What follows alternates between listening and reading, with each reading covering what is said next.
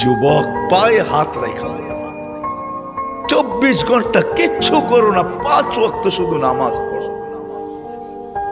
আমরা যদি বলি কিচ্ছু জানি না, কি দিয়া পড়বো?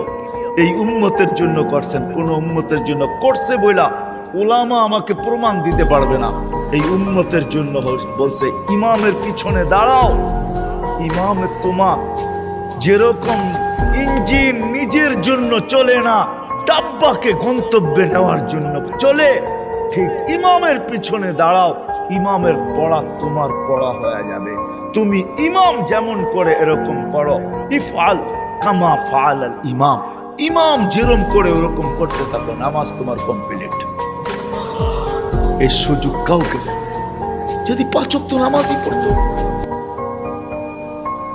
5 ওয়াক্ত নামাজই পড়তো, আল্লাহ তো গ্যারান্টি দিতেছেন নামাজ পড়তে দেরি তোর গুনাহ মিটা যেতে দেরি হয় না।